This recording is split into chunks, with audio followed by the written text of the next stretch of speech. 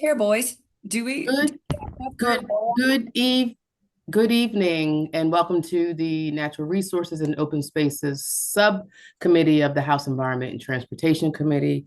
We will be going over one, two, three, four, five bills this evening, and I do think we have a quorum. We are missing three individuals. One should be on very soon.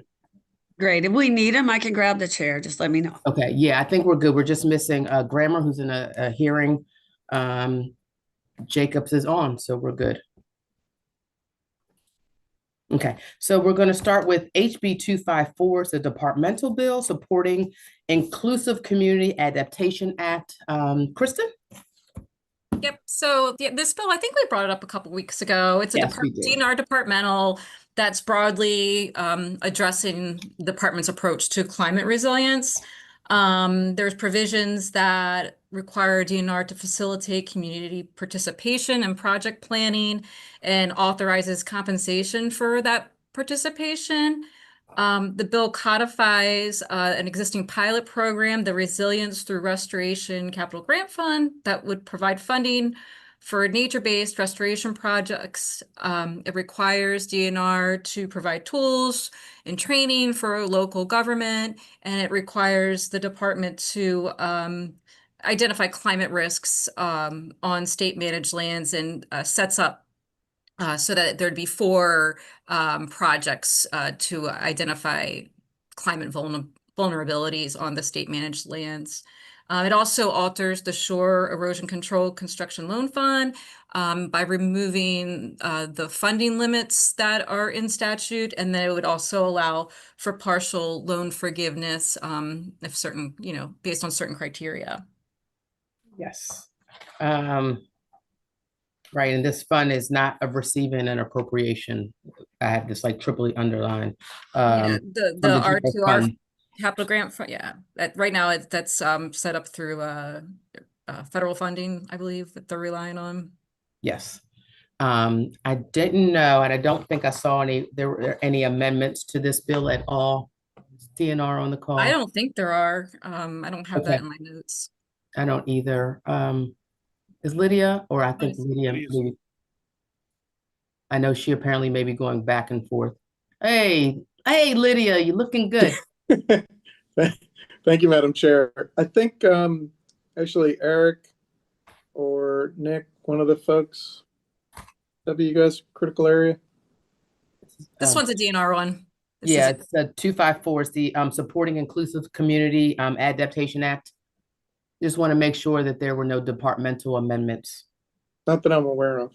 Okay. I don't think there is. I don't think there is. No. Okay. I just think it's been a while since we've talked about it, but Exactly. we just had it. Any discussion on 254 is pretty much straightforward.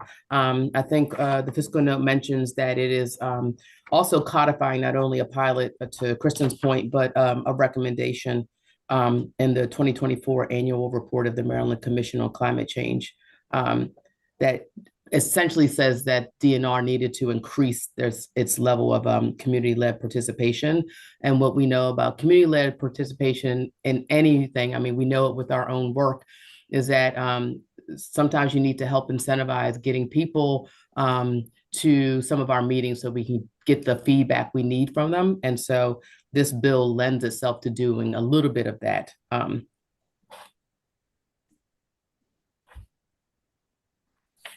Any questions, any concerns about this bill? Is there a desire to move this bill? Move the bill, Madam Chair. Is there a second? Second. Second. Bill's been first and seconded. Any further discussion on DNR's departmental 254? All in favor of House Bill 254, signify by saying aye. Aye. Any in opposition? Any abstention? The bill moves favorably to full committee. Okay, let's do 247. This is another departmental bill, the Chesapeake's and Atlantic Coastal Bays Critical Area Protection Program, variances and alterations. Is Patrick? Yeah, there's Patrick.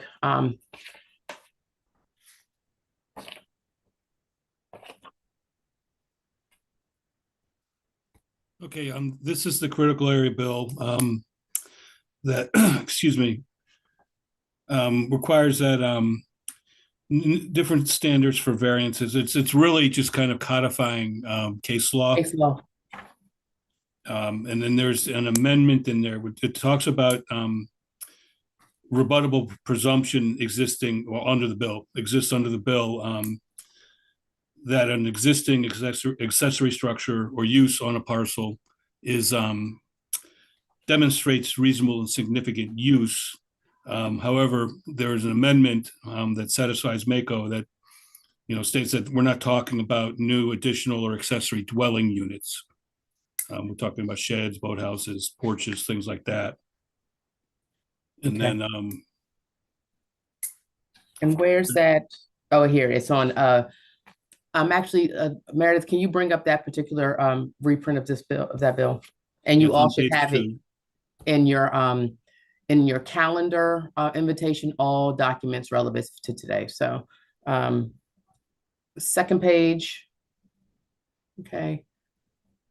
I think, right, so that's the first one on page 2, right, Patrick, page 2. Correct. Line 17, this subparagraph does not apply to a new additional or accessory dwelling unit as defined under an approved local critical area program. And then page 3. Now, this is talking about there's current law requirement for a variance that that the applicant would be, can get the variance if they would be deprived of a use of land or structure allowed to others. And it puts some standards for that particular requirement, that the applicant make a comparison. They compare to others only that are located in the critical area, were developed after the adoption of the critical area program, were conforming and legally authorized at the time of the development, are similarly situated, and if located in a buffer, were developed in accordance with requirements for modified buffer areas. Now, this also has the exception for newer additional accessory dwelling units. They're not talking about this. They're talking again about porches and sheds and things like that. Right. And we do have Eric on the call. Eric, do you have anything to add to this? And if you read the testimony from the Critical Areas Commission and the Chesapeake and Atlantic Coastal Bays testimony, it clarifies a lot, as well as the back couple of pages presents, as I think Eric was demonstrating last time. I didn't see the extended part of the letter on file is the case law or the case review that helps determine case law, which supports the bill. So, Eric.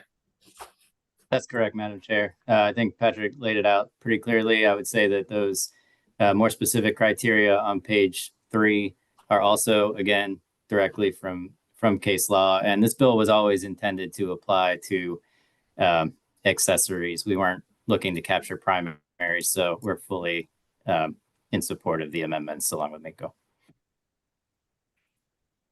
And was it NAOP also, I think, in opposition somewhat to the same reasons?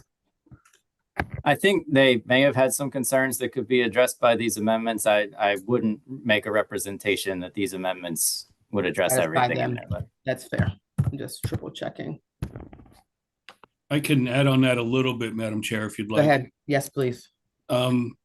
Eric was talking about the previous amendments we talked about. They may or may not partially go to NAOP's objections.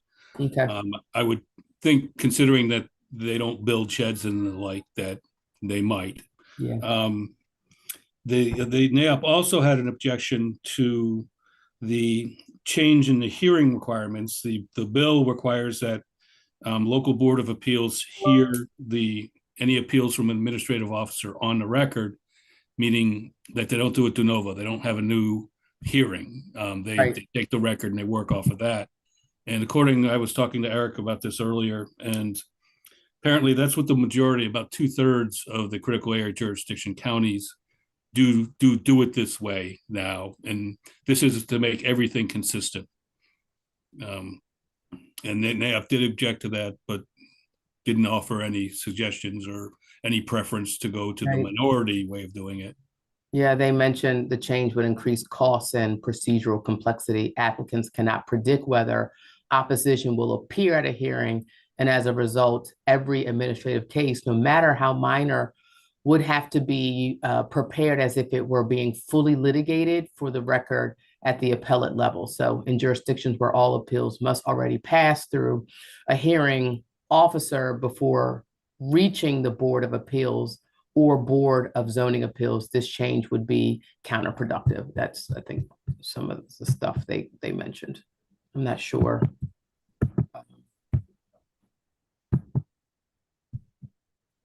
Well, all I can say, I'm not debating them. They're not No, even I'm here. not. But there's 11 jurisdictions that do it this way. Okay. Delegate Jacob. Thank you, Madam Chair. Just wanted clarification because, you know, much of my district, I have older sheds and piers and whatnot, and I'm reading that you say some of the amendments address some of the issues of the rebuttable presumption. And I need to be clear on the older accessory structures because I've had some issues in the last couple of years in my district on some of these issues about a variance or God, even its history. So I need to be clear on that, what this bill does with those. Sure. Eric, do you mind? Absolutely. So on these accessory structures, I think there's a couple different pieces, specifically to NIOP's concern about piers and boathouses. We don't believe that those would create the problem that they suggest they might create, because those are water dependent facilities, and water dependent facilities are handled separately, separate section of our code. They would not weigh against an additional accessory structure for a commercial redevelopment. That's the view of the commission. So we're not worried about that piece of it. More broadly, again, this bill simply helps the local jurisdiction understand what the existing requirements for significant use, reasonable use mean when they are interpreting whether or not to grant an accessory structure permission to build. Jacobs? Won't have much bearing on the older accessory structure. That's my question. Oh, no, I'm sorry. Anything that's already there, nothing changes for that. The only thing that At you all. would end up adding if it's in the critical areas, or if you have to, I guess, to your point, helping the locals determine whether or not it is something they should approve or not, per se, or maybe not. Yeah, this does not require the removal of anything that already exists. What about a replacement? Mm, If it's in kind, again, no issues. If it's expanding the impact, then they would run through these tests. if you're expanding the size of your pier. Well, no, the piers, again, anything I'm water sorry, not the dependent. pier. Sorry, water dependent, no.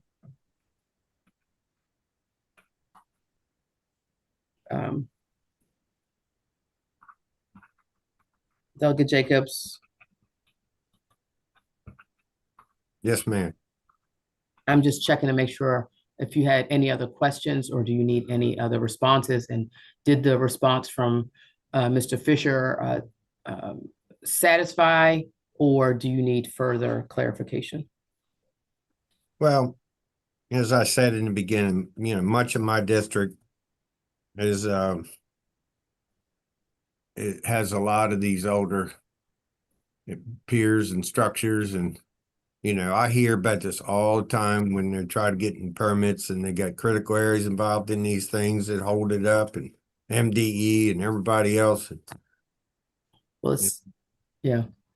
Well, it sounds like from Mr. Fisher, a replacement of an existing structure would not need to go through the hoops, but if for some reason they wanted to expand it, I'll bring you down and let you look at one of these projects one time and watch the hoops. I can't wait. I love coming over by you. 6 months, you might get it. You might make it to first base. But is that because of the locals? And I think to Mr. Fisher's point, not necessarily understanding the it's critical areas, it's MDE, it's the locals, it's all of it combined. And it's very difficult on these structures that are in the critical areas. Thank you. Noted. Any other questions?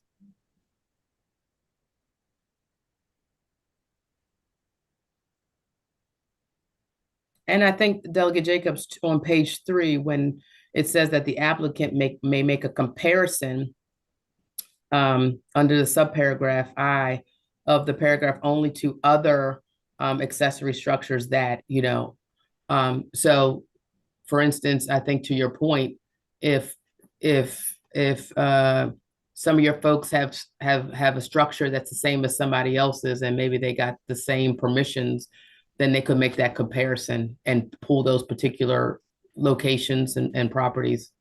Is that correct, Eric? I think. Yes. Is am I reading that?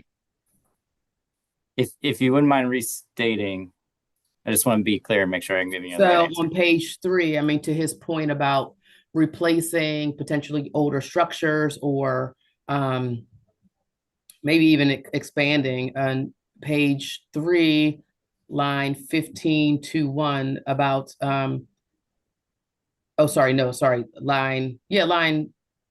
16, the applicant may make a comparison under subparagraph I of this paragraph only to other accessory structures that are located in a critical area. Correct. And all of that tracks back to existing law up higher on the page, line 6 through 9, where the General Assembly directed that people may make comparisons to structures permitted to others in accordance with the provisions of the critical area program. So 2A through E is simply to elucidate what permitted to others in accordance with the provisions of the program means. Right. So the Delegate Jacobs, I think to that point, if you were having trouble or if one of your constituents were having trouble, they could potentially point to other projects like theirs in other areas where the same maybe provisions were allowed or not. Yes, that would be a key part of the hearing. Yes. Does that make sense, Delegate Jacobs, page 3? I hear what you're saying, but I'm not comfortable. Okay. Okay. And just clarifying that you mentioned old structures, constituents with older structures, and it sounds like if they have a current structure and they needed to be just replaced as is, they would not necessarily have to go through a variance process. But if they were replacing the structure and it needed to be a larger structure or need to be any different from the original structure, they would have to potentially go through this variance process. So it's pretty straightforward. But what I think I hear you saying, Delegate Jacobs, is generally the process seems to be cumbersome given the many different entities involved, whether it's MDE or DNR or the critical areas or local jurisdictions. And I think what this bill does, I think to the point of Mr. Chair Fisher, is that this bill helps make it clear and outlines, I guess, the variations or what is acceptable as a variance for the local government. Did I get that right? I think, Eric. Yes, that's correct. And I would also add that the pieces of the bill that support the administrative process are an attempt. It's a small attempt, but it is an attempt to make the process simpler and more streamlined for applicants. We generally see that those run quicker, less expensively to get people through the process. So that was part of the logic of the bill in that section as well.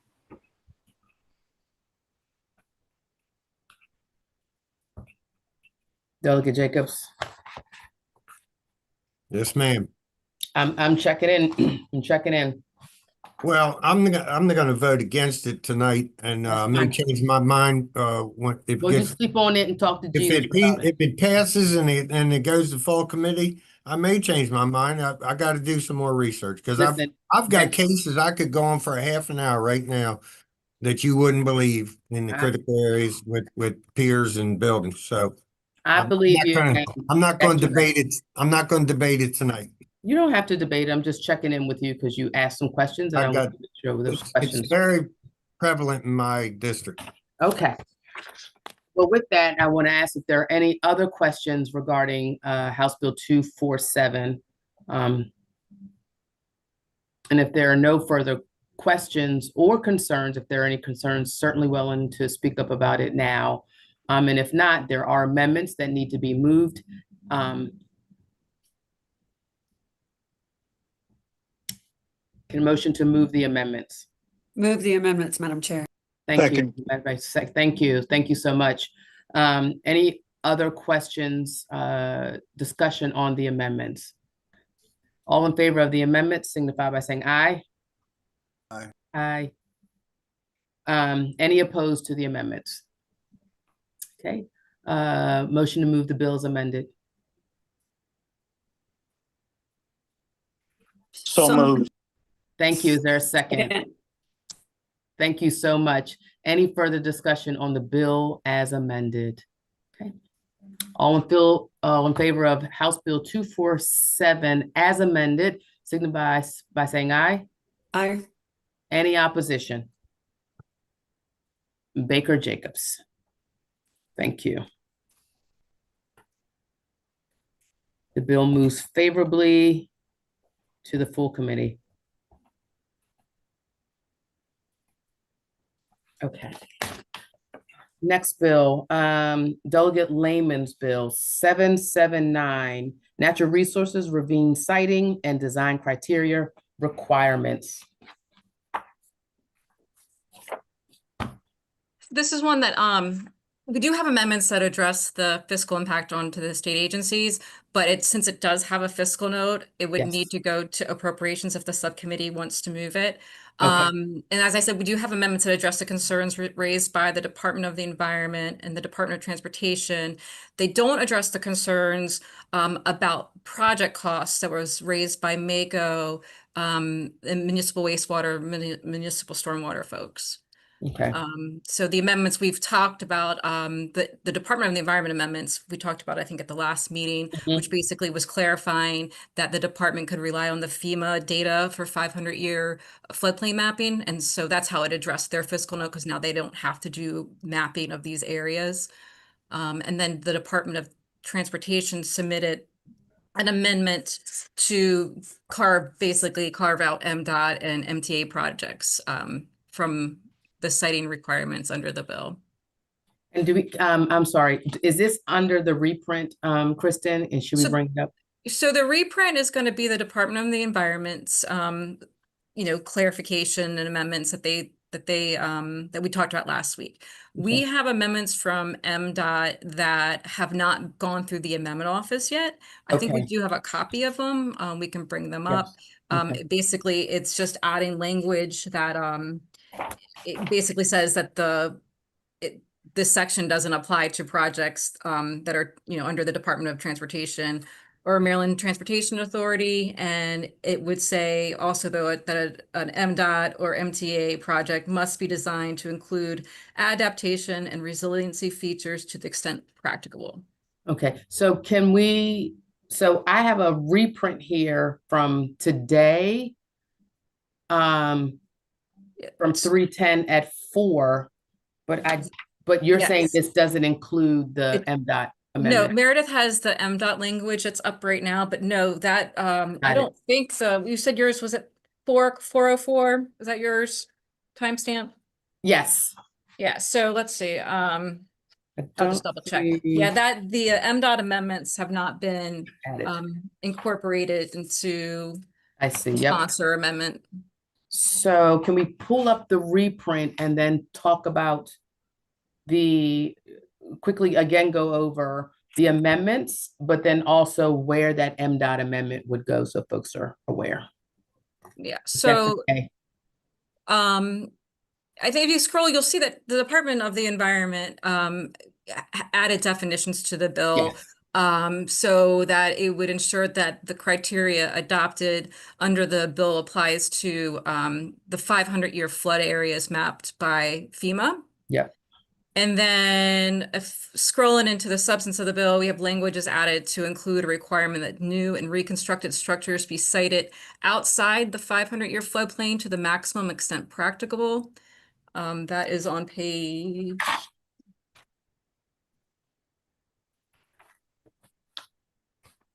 page 5.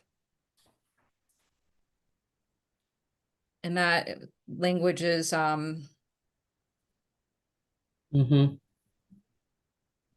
on line 22. Mm-hmm. There's also language that was added to clarify that that structures that are located in the 500-year floodplain inundated area must be constructed in floodproof to the flood elevation level of that 500-year flood. Okay.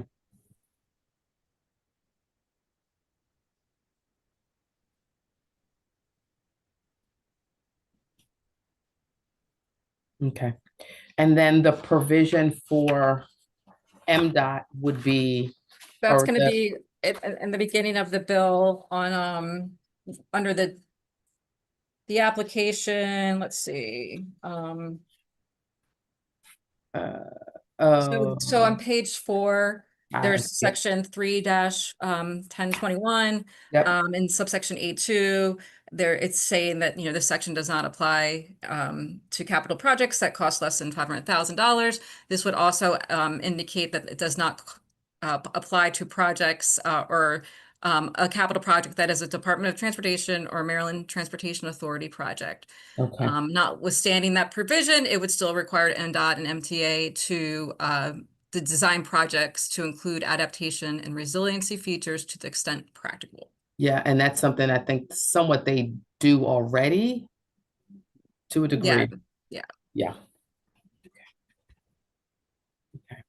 And just for the body, Kristen, if these amendments are adopted and we do a voice adoption of the amendments here from MDOT, we would have to still hold this to send it down to appropriations to see if somehow this fiscal note has changed. Yeah, and it does address the fiscal impact onto the state agencies. We just don't know by how much. So it should, I believe that they can implement the bill with existing resources because it no longer requires the floodplain mapping. I think where the issue Or is those the consultation, right? It's where is it? There was a consultation required, like there was 2 consultants that was needed to help create the maps and something else. Yeah, they're not going to need to create maps if they're allowed to rely on the FEMA data.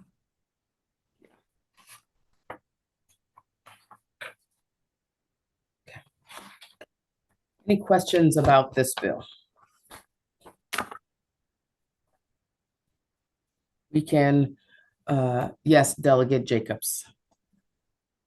So, Kristen, you talked about the fiscal note and that you thought they could do existing resources. What does that mean? And where it talks about local effect, the bill imposes a mandate on a unit of local government. That doesn't change. The fiscal note with respect to the state of effect is what is changed by the amendments, but the local governments are still concerned about the costs that would be associated with building to the new standards. That's what I thought. I just wanted to verify that. Thank you.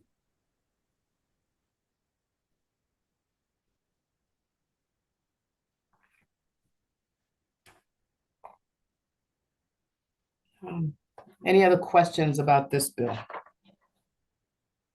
In the fiscal note, it was 1.432 $762 million dollars. But given that the fiscal note required two positions, salary and fringe benefits of 161, a consultant fee of 1.25 million, and then other operating expenses. I think at the last meeting, we stated that given that they could do it with existing resources under the bill amended, that it would essentially get rid of that consulting cost, which was the 1.2 million. And then what you would have left would get rid of the salary and fringes. That's the 161. So I think we had estimated at 180, but it may only be a $50,000 fiscal note. I would have to look back at I'm it. just Yeah, predicting. I thought, and I don't know if MD is on the call, because we do have a couple of bills circulating with amendments that are addressing fiscal notes. So I thought this one was addressed, but if there is remaining cost, I guess we should definitely have that noted so that, Yes. Yes. just to have that noted. I don't have it. I have, Okay. I my see note Alex. says Your notes existing say what, resources. Kristen? I was just saying my notes had that, but I think we should verify that if MDE is on the call. Yes. Hi, Alex. Hey, good evening, Madam Chair, members of the subcommittee. Alex Butler, Maryland Department of the Environment. To answer your question, yes, we believe we can implement the bill given the last reprint with existing resources. There's no fiscal note for the department, only a small to medium operational impact. An impact for which you would need funds, or just monies that you would find internally with existing? No additional funds necessary, Madam Chair. Okay. Okay, so that essentially would eliminate the fiscal note if that's the case. For the state effect, yes. Yes. Yeah, that would. I appreciate that. Thanks, Alex.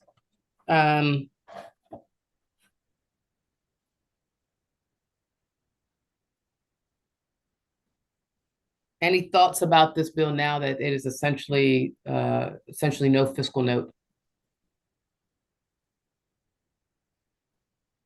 Yes, Vice Chair Guyton. Thank you, Madam Chair. Are we able to move this with the amendments we have conceptually, as long as it does, pending approval that there is no fiscal note? I would say yes. Okay. Is that correct, Kristen? Sure, yeah. If the subcommittee moves on the bill, we just would have to send it down to appropriations for their review. Okay, do we need to move on the amendments first? Yes, and Okay. then we will need to add, well, yes. Okay, are you ready for that? Yes, ma'am. All right, move the amendments, Madam Chair. Is there a second? Second. Thank you so much. Any discussion on the amendments? And just to be clear, when we say amendments, the amendments are the amendments in the reprint per MDE and the amendment posted that has not been fully fulfilled in the amendment office from MDOT that we saw in yellow. Any discussion? All in favor of the amendments signify by saying aye. Aye. Any opposition to the amendments? Can I have a motion to move the bill as amended? So moved, Madam Chair. Thank you so much. Is there a second? Second. Thank you so much. Any final discussion on the bill as amended? Any concerns? Any future supports knowing that there will be no fiscal note? Okay. All in favor of HB 779 signify as amended, signify by saying aye. Aye. Any opposition? Okay. B and J, JB.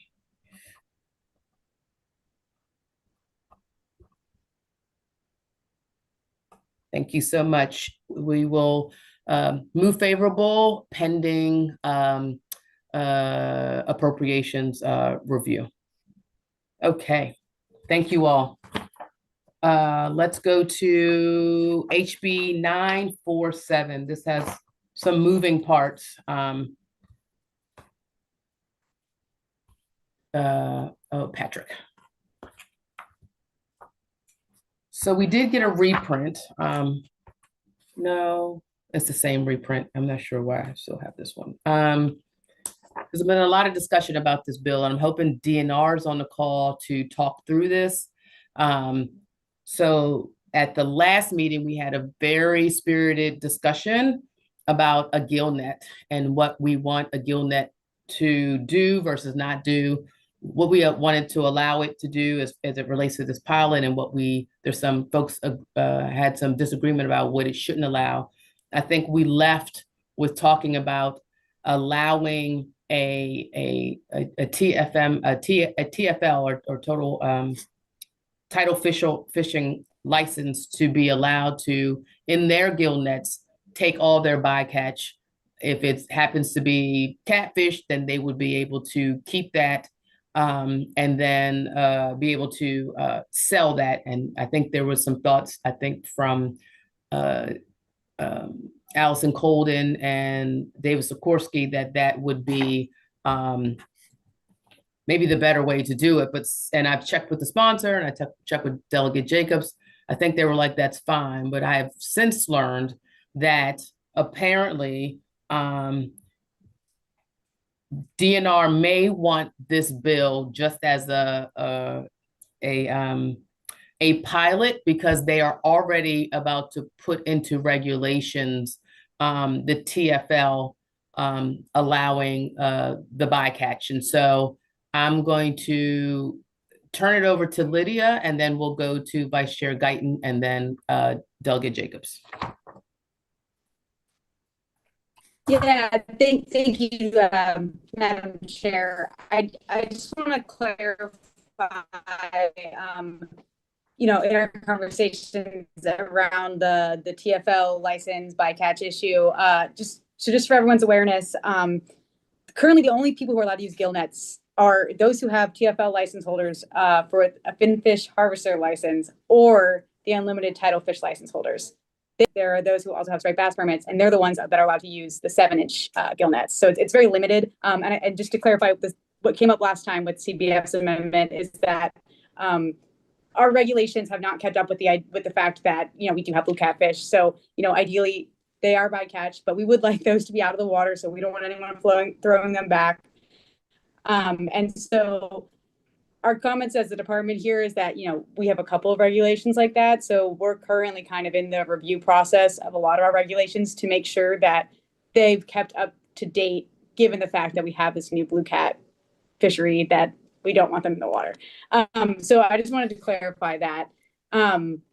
We defer to the committee in terms of if the bill sponsor is okay with moving forward with this. I really would say that we would prefer to not have that codified in law, just because if there's some unforeseen circumstance that is an issue with codifying it, we'd like to be able to address it through regs and not through legislation. But that's fair. We defer, I guess, to the committee, but that is our stance. But Lydia, respectfully, if you're saying you're going to regulate it, the question is there a desire to then have this pilot program generally for you all as an aside while you're also doing you're putting through the regs? So I think the ICAC Commission, the Invasive Catfish Commission, has been talking about a pilot program separately from this legislation. Okay. So I know some of the concerns was about the lack of guardrails. We're happy to discuss with them in terms of what that would look like in terms of implementation of the pilot program. And I think that the regulation is like a separate issue to that, to the pilot program. So the pilot program needs more guardrails. And I think if that's what it needs, but it also has this kind of pilot going to 2030. I guess the other question is, do you need 4 years? Is it less time? Has the ICAP recommended less time? or more time, it just would nice, because I'm not sure if you're gonna also regulate this, which means I don't know if it's within this season or next, those specific licenses. And I just want to be clear, it's the unlimited TFL, the TFL, and then what was the other one? So it's the TFL license holders with a finfish harvester license, or those who have the unlimited tidal fish license. They're allowed to use gill nets, but the 7-inch gill nets, you also have to have the strand size. Okay, you were breaking up, so I missed all that. Is it just me? Okay. No, Yeah, it was me too. Okay. Try Likewise. to Tell get a them little release closer. you from that basement. It's been a long day. And I'm happy to follow up in the chat, but it's the TFL license holders with a finfish harvester license, or those with an unlimited license, tidal fish license, are allowed to use the smaller gill nets. They're under 5 inches. Those that are allowed to use 7 inches have that striped bass permit. So it's that very limited group. And to your question about the timeline, the reason we chose 4 years is because we do have situations in which we don't get a ton of data 1 year. So we just wanted to be able to make sure that we didn't have to come back. We wanted to account for that when it came to actually studying this. Okay, so let's go to Vice Chair Guyton. Thank you so much, Madam Chair. I think a lot of my questions were just answered with this conversation between you and Lydia, but I really did want to hear from Delegate Jacob, so I know that he put his hand up after me to see Yes, what he's he thought next. of this. Yeah, thank you. Delegate Jacobs. All right now. Wait a minute. I was gonna get the pickle out, but I better wait. Uh-oh. Dun-dun-dun-dun-dun. Listen, I just want some clarification on the blue catfish. I believe, and Lydia, I want you or someone from your Mission Impossible up there to tell me if you catch blue catfish, you're not supposed to return them back to the water. Is that correct? Sorry, I'm on the so the way that the regulation currently stands is that you're not allowed to keep bycatch, which is obviously That's not that my was written. question. That's Oh, not go my ahead. question. My question is, I don't care if you catch it with a hook and line or what you catch it with. You're not supposed to put the blue catfish back in the water. Is that true or not? I mean, ideally, we would not like you to put it back in the water. I think That's not my question. okay.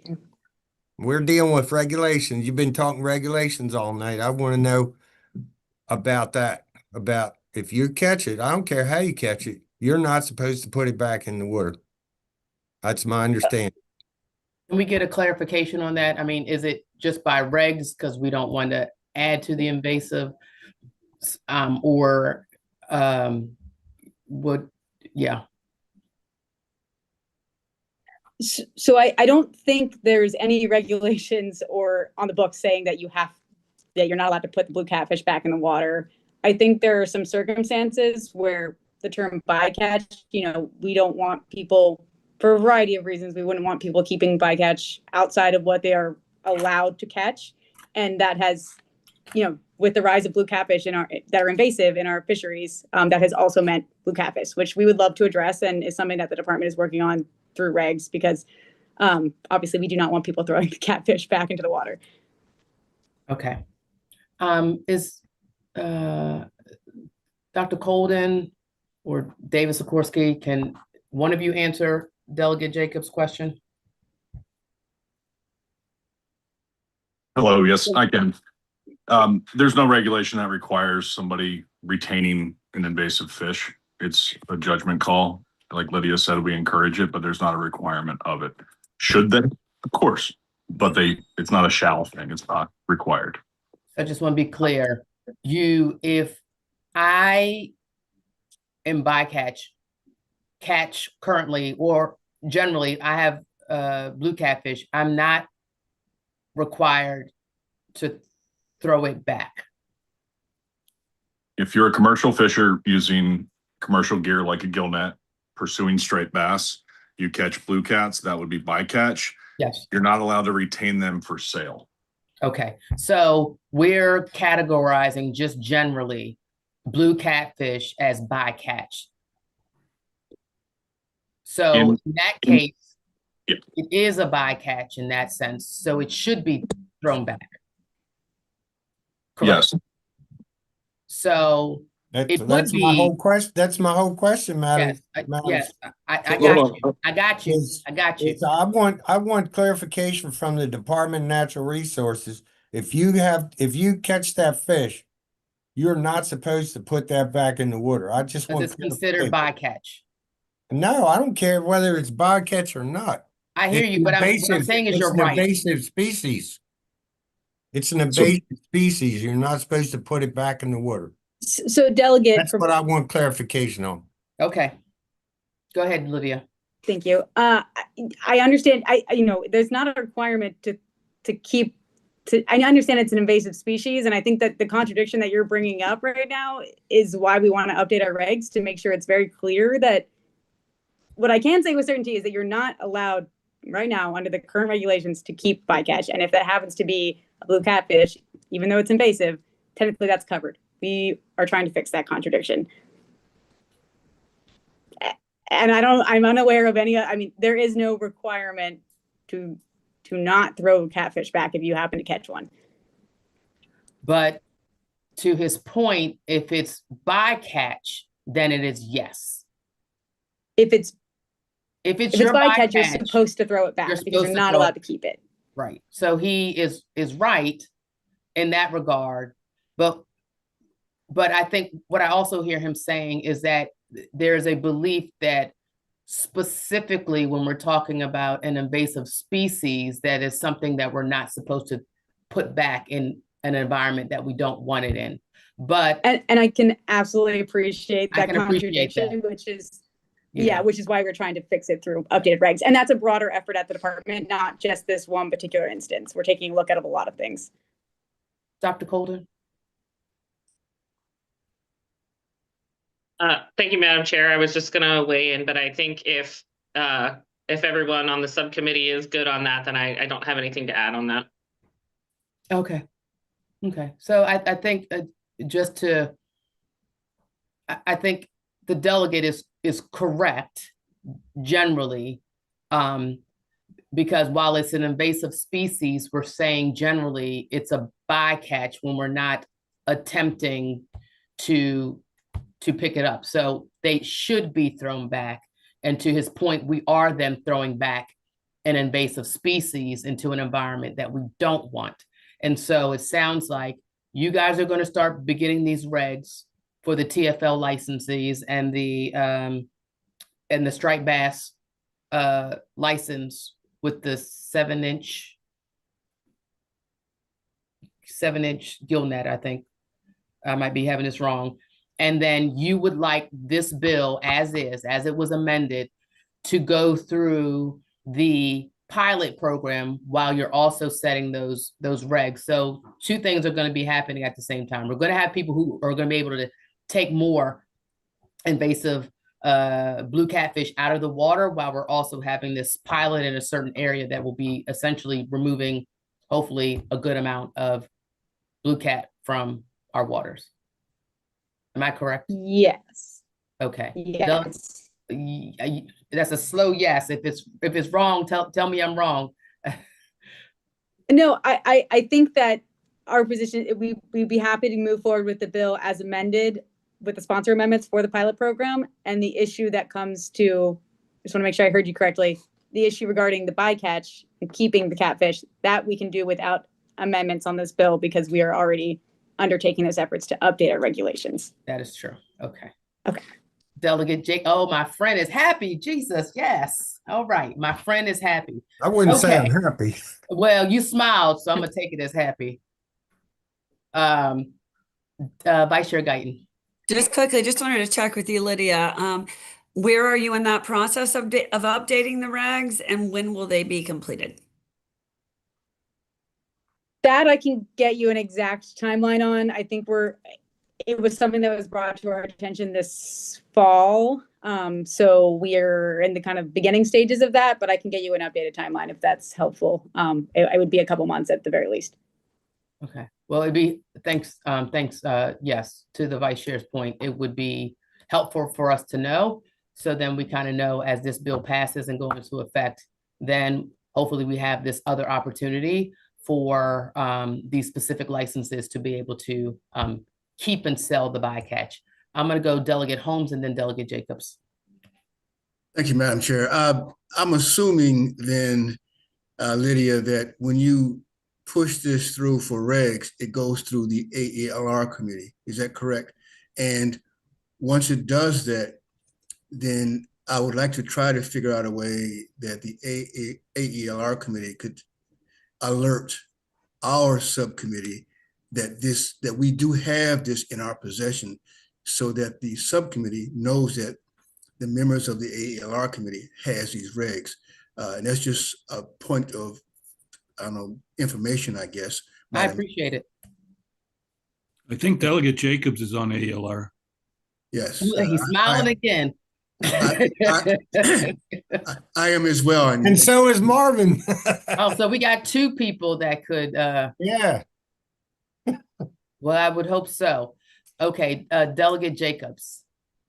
God knows, I believe I.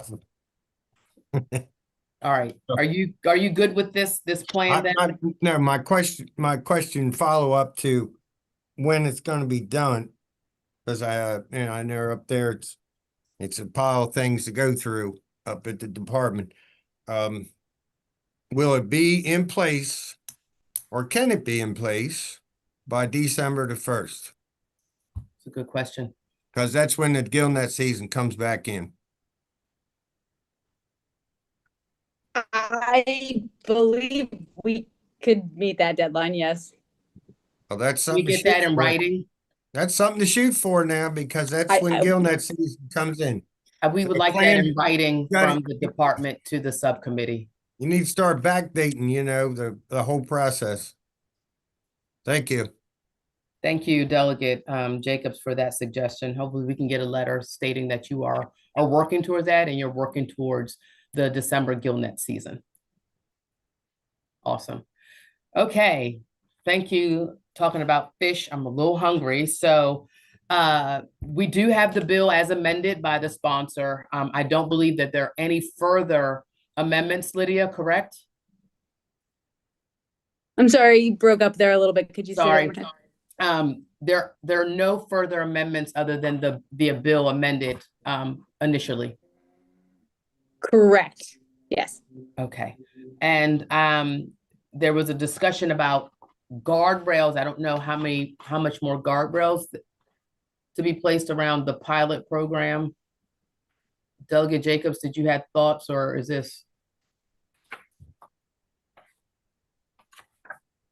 Well, we'd want to make sure that we address the concerns of bycatch and things of that nature. So I'd be happy to.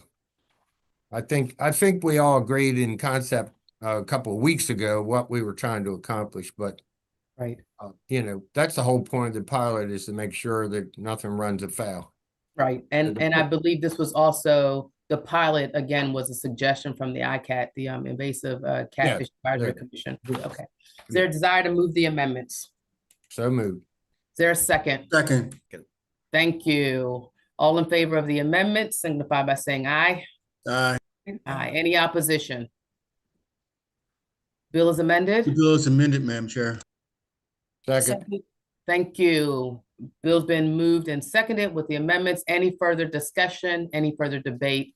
Any further stomach rumblings? Okay. Yes. All in favor of the amended HB 947, signify by saying aye. Aye. Aye. Anybody in opposition? Unanimous among the subcommittee. Thank Madam you. Chair, Yes. can I ask that you read the ID number of the amendment that we just voted on? Oh, okay. I have amendment number 1. Let's see. It is 343 423/1. Very good. Thank you. Is that the correct one? I believe so. I've got 2 copies here and they both have the same date and number. Very good. Awesome. Thank you all so much. Last bill, we'll probably get through a good number of this, but let's give ourselves about hopefully 10 minutes. This is HB 1067, the Vice Chair's bill, hunting lead and lead-based ammunition phase out. This is a discussion, and I know that there may be some amendments. So Patrick, you want to hit it off, and then I think we could turn it over to the Vice Chair about, I think, amendments that may be coming. Okay, excuse me. Okay. Well, this bill, and I want to emphasize something here. I was talking with the sponsor earlier today. This bill is not banning lead ammunition. This is banning lead ammunition in using lead ammunition for hunting game species. It's not banning it for the police, not banning it for using on a firing range or anything like that. And the bill requires that by July 1st, 2029, that the department require non-lead ammunition for hunting of all game species. And then it authorizes an exception. They can authorize the use of lead ammunition for muzzle loaders, handguns, rifles, shotguns, if non-leaded ammunition is not commercially available for that specific firearm. And for the record, and I'd like to hear DNR's point on this. I remember at the hearing, the defined term for non-lead ammunition was ammunition with less than 1% lead content, presumably by weight, but I'm not sure about that. And then it says, and any federally approved non-toxic ammunition. And the testimony at the hearing, said that feds don't approve ammunition. So I think we should confirm that with the department, Lydia, Paul, or both. Oh, there's Assistant Secretary. Yes, I apologize. I feel like No, yes. this is a good look for me. I'm going to let my Assistant Secretary, Paul Benito, who happens to be with me on bill hearing. So since I have him here, I will let him share his expertise on this topic, if you don't mind. Yep, thank you. Patrick, what was the ultimate question there? The question was that there was testimony at the hearing because the definition of non-lead ammunition was the 1%, and like I said, presumably by weight. I don't know what for sure. And any federally approved non-toxic ammunition. And the testimony was that the feds don't approve ammunition. Well, they have set a standard for waterfowl hunting back from the 90s. And for us, this is almost 90%, I would say probably 95% of what's out there is going to be all copper. I don't see this as a barrier to us managing this were it to become law. Okay. We're not going to have to run around and sort of break apart bullets and see if it's got lead in it. Manufacturers are largely building all copper, all tungsten, all tin, because it's counterintuitive for them to do it otherwise. Mm-hmm. Yeah. If that's where they're going to pivot to. There was a discussion about, actually, let me let the Vice Chair talk about potential amendments, and I can talk about what I've heard potential amendments wanted to be. Go ahead. Sure. Thank you so much, Madam Chair. I think we were part of the whole conversation together. So there were some amendments put forward by DNR, and we went back and forth a little bit. Lydia, myself, and Patrick have been involved in this conversation the past 2 days. The things that we, I think, have come to an agreement on to some extent is that we would extend the deadline for all wildlife at least for 1 year. They wanted to extend for 2. Lydia came back and said 1 would be okay. Am I right on that, Lydia? Yes, she's nodding her head. 1 year to 2030 for the deadline. DNR wanted to change the sequence of which wildlife was affected year by year, because they're the most aware of what's available now and what will be available last. I think that is fine. They're obviously the experts in that, and they have an amendment in to do that. It's already in the reprint. Both of these things are in the reprint, I believe, except we're changing it to 30 instead of 31. And then finally, they pointed out, and I do agree with this as well, that the penalty in the original bill was way too harsh. It was a felony, and it has significant financial burden. We have agreed to make that a misdemeanor. I think the only question now is to determine what a good penalty for that would be. And that's why I believe Patrick opened with the statement that he opened with, because it's not about the number of bullets that you purchase, it's about the number that you use to kill wildlife and hunting. So I think the only sticking point that we have right now is that amount. And we want to be reasonable. They suggested $25, which with the assumption that a box would be $1,000. But since we're not doing it bullet by bullet that way, Patrick had the idea to ask DNR if there was a general threshold that they usually used for provisions like this. I know in traffic, obviously we use like up to $500. Is there a provision like that in the DNR code that is easily accessible and accepted? And for the record, I did ask Lydia about that. Oh, good. And- Well, I should let you go first. And it was the harsh penalty that is the standard. And to get DNR on board with what we're talking about here, Yeah. DNR for natural resources violations, there is a penalty deposit schedule. Okay. Just as there is for motor vehicle violations. For motor vehicle violations, the default penalty is maximum $500, which the court then said $100, $75, $150, depending on how much they see of it and how egregious they think the violation is. And we're wondering about the possibility we could set something like that up, a maximum penalty that would then the district court would set the prepay fine in your penalty deposit schedule. Yeah, and I'll let, he was around when the last time this came up. I think the issue is that our fines are just, because the default is higher when we would do that default schedule, the fines just tend to be higher. But we tried to model the penalty off of a previous concept that came up in regards to pigeon hunting contests, which, you know, the sponsor at the time also believed that the penalty should not be, you know, like criminal, and should be civil. So that was our idea with this. But Paul, I'll let you fill in, because I know you were around the last time that happened.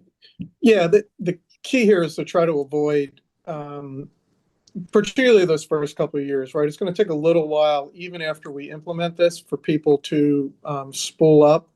And we don't want somebody who, you know, grabs that old hunting pack out. There's 2 old lead ammo rounds in there. They get stopped, they get charged. That's a criminal misdemeanor. And misdemeanors are real crimes. They keep you from getting into college. They make it hard to get a job at most major corporations. They're going to botch a background check. And it's going to look like a misdemeanor with a firearm or ammunition. So what we were thinking is this would be a prepayable fine, similar to, and the last time we did this, as Lydia said, was we put a fine in the statute for, in that case, each pigeon, which I believe was $25 per pigeon. I know Patrick might remember this. I do. And that allows us, at least at the beginning. I mean, in the future, if you want to pivot back to the misdemeanor standard, that's fine. But we feel at the beginning, this is something that folks are going to, it's a big switch. I generally don't support such harsh penalty. I mean, Yeah, Madam Chair, I agree that the super harsh penalty that was in the bill was an overreach, 100%. Maybe 2,000% at least. I don't think, however, that $25 is going to be enough to change anyone's behavior. And I don't believe that we'll get to this shift from lead bullets to a different sort of bullets. I don't think that there'll be enough encouragement for the market to change if that's the only penalty we're looking at. So I would push back and resist that pretty strongly. At least to, you know, something that is going to deter people from doing it. Not a felony and not $10,000, but definitely a serious deterrence. And I would ask the subcommittee to consider the up to $500 for the first offense, and then perhaps upping it from there, the same as in the traffic laws. Where is the penalty? So I think we would just need to suggest amendment language that, and Patrick, we can work with you, to just make it per occurrence versus per bullet. I think that's, Madam Vice Chair. So I think, we Yes. can work on language with Patrick with that. Where's the Delegate penalty in Grammer. the bill? Yeah, where is the penalty in the bill? I don't see it. It's the default penalty in the article. So for The general DNR default penalty, which is very strict. So what we're doing is lowering it for this offense. where can I find that in the article? It's going to be 10-1101, I believe. 8, yes, Delegate. title 8, 10 something. It's the natural $1,500 for the first offense is the general penalty provision. 4,000 in a year for a second offense. And that's the natural resources article. You said That is 10-1101? But even if we, which we often do, even if we set a prepayable fine amount that does not require a court appearance with the chief judge, it is still a misdemeanor conviction. So if you don't have your hunting license, it's $55, you prepay that, you are still convicted of a misdemeanor. And we're not doing that. You're saying you're not willing to have a misdemeanor on someone's record for breaking this law? I mean, I'm just trying to be clear about that. Yeah, absolutely. Why? Because they had a lead versus a copper bullet. I think that's quite harsh and quite ridiculous. Because they more than likely have a hunting license and they more than likely have a license to carry the gun. I do understand wanting to find a middle ground that helps deter a behavior, but to say that we would almost criminally harm somebody over the material of a ammunition, I think is that's a bit harsh. And as Paul noted, it would be a crime using a firearm. Yes. Delegate Grammer. Yeah. And then Delegate Odom. Yeah, I just wanted to make a couple more points. So if it's a criminal penalty that's not like prepayable, you also have to come back for a court date. I also wanted to point out the Department of Natural Resources uses quotas. So anytime a new infraction comes into play, they're very much going to be in people's business scanning for things like this. I don't know about that. I'm sorry, Delegate Grammer, are you done? Yep. Delegate Odom. You're on mute, Delegate Odom. Sorry about that. No, But sir. I know we're discussing this, but I'm hearing several things. One was that we wanted to change some behavior, and another, we don't want to be too harshly punitive. And I understand both of those positions, but I don't know where the middle ground will be if we really change behavior, because if it's just merely and I'm not suggesting that we do the punitive route either, but I'm saying I don't know where the middle ground would be. I mean, if I were hunting and I had a cache of a lot of what will soon be illegal ammunition, if I could get away with just a fine, I may burn it all up. I'd use it all up and use it. If I get caught, maybe pay it. That may be the philosophy of some people. So I don't know what the resolve is. Well, that's why we're discussing it. We hope to figure that out, but I appreciate you making those very pointed observations about, how we need to manage this. Delegate Jacobs and then Vice Chair Guyton. All right, so in the beginning, you talk about the availability or non-availability of the ammunition. I'd like to get Paul back on there if we could. The availability or the non-availability of ammunition, and in the hearing the last time, doesn't look like to me it's improved any, but the much of this, like 22 ammunition, really doesn't exist. That's one thing.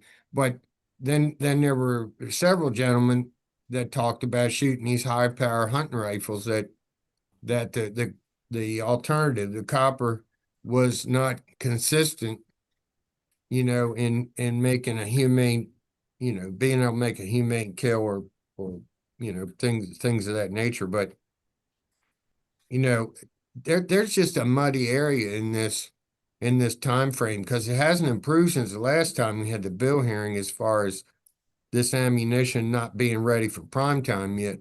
I mean, it's available, yes, but is it the right thing to be using for hunting, to make the humane kill it? That if it's not ready, that's the question that I have is, I think they're pushing way up in front of the skis at this point. Madam Chair, may I respond? I'd like the Assistant Secretary to respond Oh. because I think he was directing it to DNR. Okay. Sure. So one of the reasons that the amendments are the way they are is it builds in our awareness of what the industry is doing. So frankly, we set aside a lot of what you heard, even frankly, from some of the folks who are on this call. We did our homework. We looked at what is available. I can tell you, we, as part of our role in the agency, we shoot good, bad, or indifferent. We have to dispatch animals all the time. So we have personal, professional experience with a variety of what we call green ammunition. 217, it is not ready for prime time. That is why the way the bill, the amendments are drafted, we wouldn't be implementing that or expecting the hunting community to have to use it for, I'm trying to do the math on the amendment now, the sort of revised version, but at least we have, at that point, we would have 4 years before 22 rimfire would have to come online. The vast majority of the calibers that we use to kill deer in Maryland today are available from the major manufacturers. I spent an entire afternoon with them when they were in town at the big Harrisburg show. And, frankly, I talked to Barnes, Sierra, Hornady. There are very few options that they don't have available. The reason we put 4 more years in there to get us to deer, though, is because, as some of the folks on this call understand, having some availability of some calibers in some bullet weights doesn't mean you have all of the options for every rifle that's out there. Rifles are very specific. They can be nitpicky. We want hunters to have the best available options to refine their particular tool so it works safely, efficiently every single time. So that those 4 extra hunting seasons built into the bill get us there.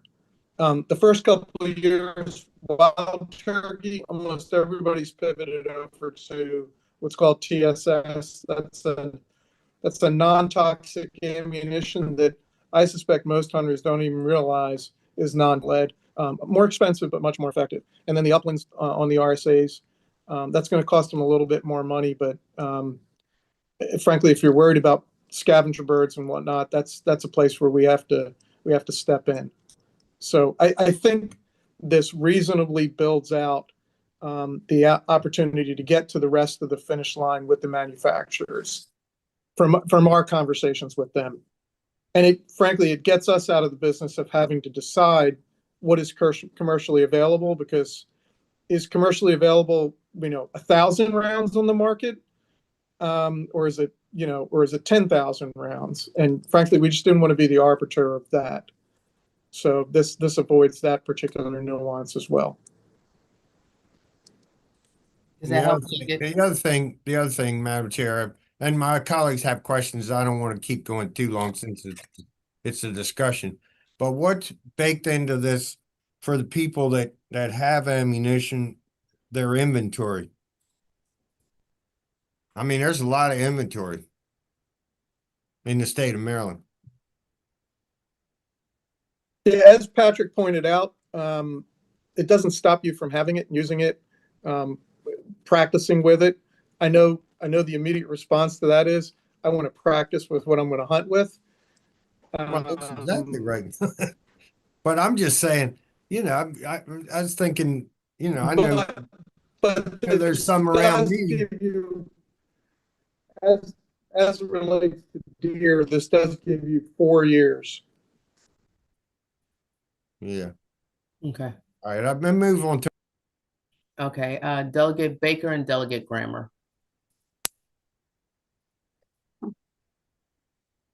Thank you. Yeah, I'm just sitting here and just listening to the fine structure and so forth. And I can tell you for many people in the hunters that I hunt with, you can accomplish a lot just by giving them a warning the first time if you're trying to change behavior. And I can assure you, many of the people that I hunt with, their behavior is going to change based on a warning. And a lot of the people, as Mr. Pedito referred to, it's going to take them years before they even realize that this is a law. So I do appreciate Mr. Pedito's input, and I think we would be wise to put a lot of value into what he has to say and what his recommendations are. Yeah. Delegate Baker, what I also hear you say, you're asking is how we get the message out. If and when this passes, how do we get the message out so people can comply versus catching people with the "I got you" and then we're collecting. Correct. Yeah. Correct. Delegate Grammer. Thank you, Madam Chair. I'm still trying to find the criminal penalty. Can somebody clarify where this is for me? Okay. 8, 10, 11 of the natural resources article. 8, 10, 11. Oh, 8, 10, 11. 8, 1101, excuse me. Too many binary numbers in there. 1101. Uh, Try and hunt it down. 8's water. 10, 1101. Do you want to bring it up? Can we actually bring it up? I think I can find it. Resources. I can bring it up. Can I get that statute one more time? 8-1101. Thank you. I misspoke. 10, 1101. Oh, I had it right the first time. 10. Yeah, it's in Title 10. It's 1101 toward the end of the section.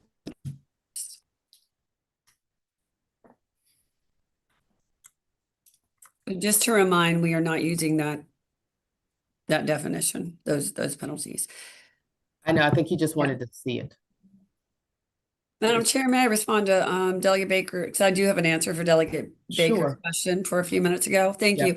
Yeah, every year hunters have to get a new permit, and at that time they can be made aware of the changes in the law. Happens all the time, and they do also have 4 to 5 years before they would have to finally let it sink in. So I think by that, and there's hunters I know are smart enough to get it after being told that many times. We also have DNR's fabulous hunting and trapping guide that will notify the public.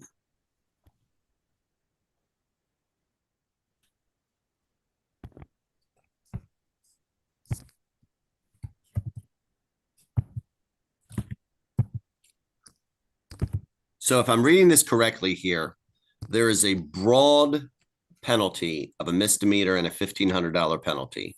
And on second infraction, the fine goes up to potentially $4,000. And the criminal penalty is not specified, the term is not specified in the first offense, but it goes up to imprisonment in the second offense or subsequent offense. Is that correct? It goes up to a maximum 4,000? That's what I'm seeing. Yeah, that's right. On a subsequent offense. So Correct. if we wanted to deal with this, we'd have to create another provision likely within the bill. Correct. Okay. That's what we've been discussing doing. We will do that. Thank you. Okay. Any other questions? Delegate Baker and Delegate Grammer, you have additional questions? Not right now. Okay. So I do feel very strongly to the sponsor of the bill and to the committee about having somebody have a very offensive penalty for having lead ammunition versus copper. I think if we can find a middle ground about what that fee initially should be, I think maybe it's to somewhat of Delegate Baker's point. The first time it's a warning, the second time it's up to an X amount amount of money, the third time is X amount of money, but going to jail for ammunition that essentially you are allowed to currently have as your, I'm sure there's always going to be a bad actors, but I'm not willing to put somebody in jail for it. Delegate, no, that was Assistant Secretary. Do you have your hand up? It's sorry, Madam Chair. So I guess what we were trying to express was, again, following on, I know it feels sort of nonsensical to use the pigeon bill as an analog, but in that moment it made sense because those contests use thousands of birds. So the concern was, until this thing was really adopted, there's a scenario where somebody could get, because the way it was drafted originally, each pigeon counted as a separate offense. Mm-hmm. If this were to be drafted, and I guess I'm curious how the vice chair feels, if this were to be drafted that, let's just say it's $100 fine, not in the penalty provision, but it's $100 fine, like the pigeon bill, but that $100 represents each occurrence, not each round that the person might be caught with. I will say, as it relates to warnings, historically, our law enforcement officers issue warnings, particularly when something is newly rolled out. Okay. I hear you, Delegate. I see You're breaking up. I get the CAD information in my laptop every day. Sorry, you can't hear me? No, you're breaking up, so I don't know if it's that maybe. Did you lose me? No, you're back. You're back. Sorry. Okay. Yeah, we're still trapped over here in the Senate. Sorry. Anyway, Terrible I think place maybe to be. that's the clarification would be important, that it be per occurrence, whatever the number is. And so what do you mean by occurrence? Like every time you go hunting, it's per every animal you shoot with that ammunition? What's an occurrence mean? So if you're stopped and charged and you have 30 rounds of lead or 1 round of lead, the fine is the same. Okay. Versus being charged for each one of those bullets counts as a separate offense. Okay. Delegate Grammer. And then Thank we're going you. to start wrapping up. Thank you, Madam Chair. I just have a question based on those comments. Is the enforcement based on them possessing the lead bullet, or is it actually shooting an animal and it being demonstrated that the lead bullet was used?